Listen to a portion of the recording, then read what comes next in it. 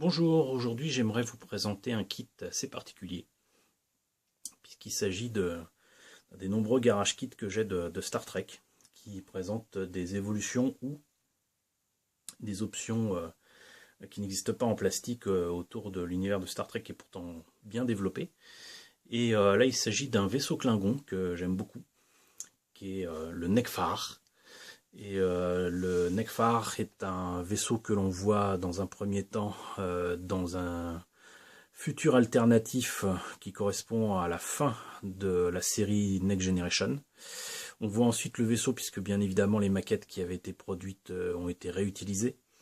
On voit ensuite le vaisseau dans Deep Space Nine, on le voit souvent dans des épisodes présentant des futurs, que ce soit dans Voyager, des univers alternatifs ou parallèles dans Deep Space Nine aussi. Donc c'est un vaisseau que l'on voit quand même plus souvent qu'on ne peut le croire, et qui est un dérivé d'un autre vaisseau qui est donc comment dirais-je, le croiseur Klingon de Next Generation, et qui est le Vorcha.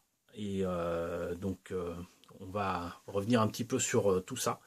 Pour ceux qui en doutent, Star Trek c'est vraiment très bien, et c'est surtout plusieurs séries, plusieurs générations, c'est beaucoup de choses. Et je vous invite vraiment à découvrir ces séries et de ne pas vous limiter à l'image un peu désuète que beaucoup ont de Star Trek rapport à pourtant l'excellente série des années 60. Les séries qui ont commencé dans les années 80-90, que ce soit Next Generation, Deep Space Nine, Voyager et pour terminer Enterprise, sont vraiment très bien, puis ça vous permettra de vous préparer certainement à la bonne surprise, j'espère, que sera la prochaine série Star Trek qui s'appelle Discovery. Et qui doit sortir normalement en exclusivité sur Netflix d'ici septembre prochain. Donc voilà, donc qu'est-ce qu'il en est pour ce Nekfar? Comme je disais, c'est entre guillemets le vaisseau Klingon du futur, très évolué, mais la maquette elle-même, c'est une maquette en résine, et que j'ai peut-être le mettre sur un plateau tournant, bougez pas. Voilà, ça sera mieux pour tout le monde.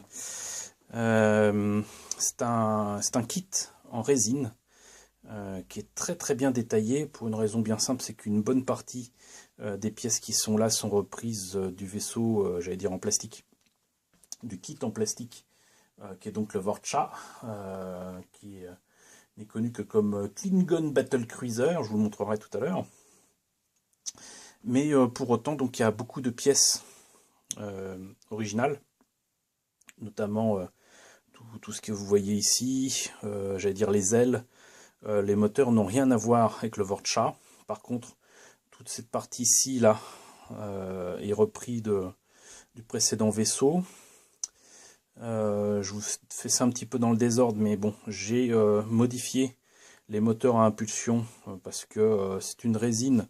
En fait, je ne suis pas tombé sur un kit original. C'est assez étonnant. C'est un garage kit qui a certainement été fait sans licence. Je ne sais pas si c'est Odyssey, Sleepways ou un autre, mais en tout cas moi je suis tombé dessus sur eBay, sur une marque que je connaissais pas, et je pensais honnêtement que c'était l'original, et j'aurais dû me douter que c'était pas le cas puisque la marque c'était quand même Reshape, et donc c'est des personnes qui visiblement se sont amusées à remouler et faire un recast de ce garage kit en résine, et certaines pièces ici là, quelques morceaux ont cassé, etc. Certains morceaux ne sont pas bien passés au moulage, et c'était le cas pour les moteurs à impulsion ici à l'arrière. Comme c'est de la résine pleine, je n'ai pas eu le choix. L'aspect rouge des moteurs Warp, j'ai dû les peindre au pinceau, les peindre à la peinture. Je pouvais pas faire ça en transparent comme c'est le cas sur la maquette en plastique que je vous présenterai tout à l'heure. Mais qu'importe, il n'y avait pas que de la résine, il y avait aussi du métal blanc, comme ils disent, du white metal. Donc en fait il s'agit tout simplement de pièces en métal, souvent du plomb. Et je m'aperçois d'ailleurs que j'ai très mal recollé le canon principal qui est ici, qui est beaucoup trop long d'ailleurs. mais donc il y a ici des armes au bout des moteurs, un canon ici principal, et des espèces de dents, je ne sais pas comment les présenter autrement, de morses qui sont donc à l'avant du vaisseau. Et tout cela est en métal. Voilà, donc c'est un kit que j'ai quand même eu beaucoup de plaisir à monter et à peindre, malgré quelques petits soucis. Il est aussi bien détaillé sur le dessus que, hop là, on va le retourner, que dessous.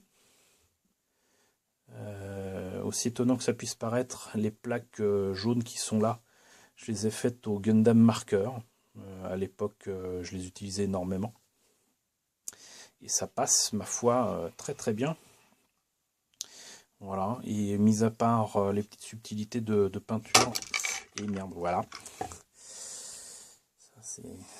Ça ne pouvait qu'arriver. Voilà, bon, ça c'est fait. Je vais mettre de côté. Donc il y a 2 pièces qui ont cassé, en direct live, presque. Donc, à part les petites subtilités de peinture, vous observerez qu'il y a quelques détails qui apparaissent ici, là. Je vais essayer de zoomer en espérant que ça passe bien. Voilà, vous voyez, donc en fait, tout ce que vous voyez là, c'est ces petits aspects-là. Certaines subtilités sont peintes, hein, comme les hublots là sur les côtés, ou encore un peu plus loin ici, là.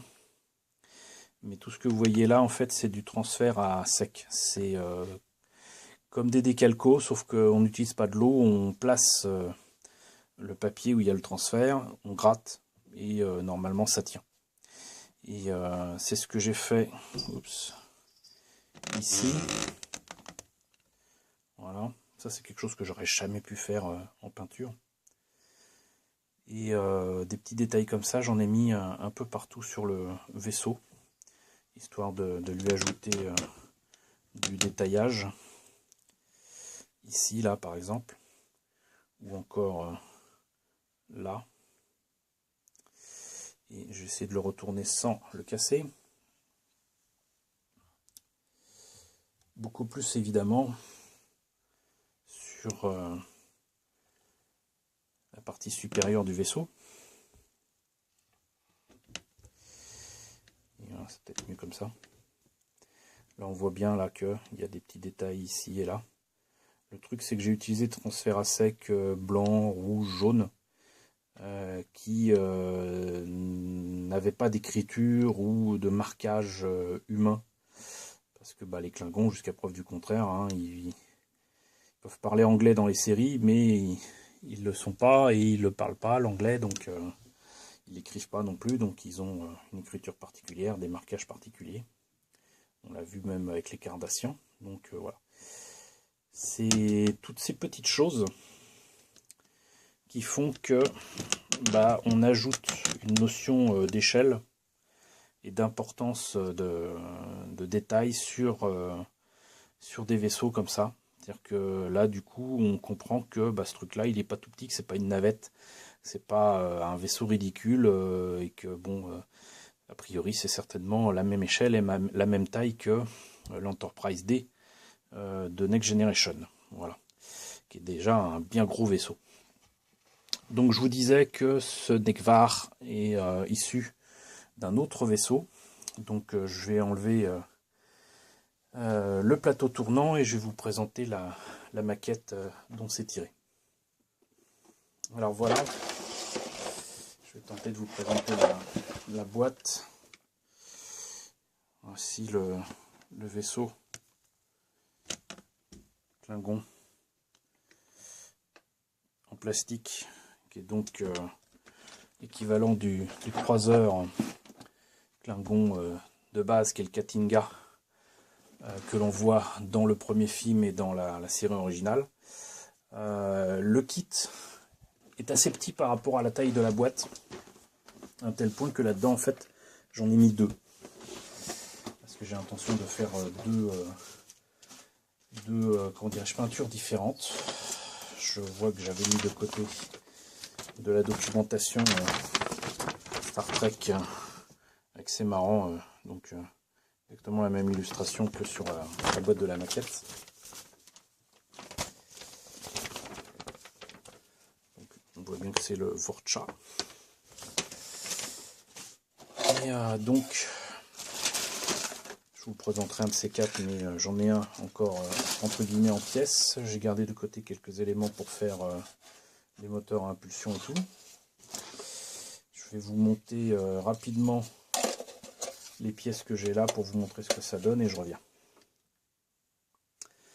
Alors voilà, je n'ai pas osé recoller tout ça, c'était pas l'idée, mais donc vous voyez, j'avais déjà monté les pièces et commencé à faire une peinture de base. Et évidemment, je viens de démontrer que ce n'était pas collé. Et quoi qu'il en soit, donc on note qu'effectivement il y a un lien de parenté entre ces deux vaisseaux, très clairement. Donc ici, nous avons cette partie-ci là,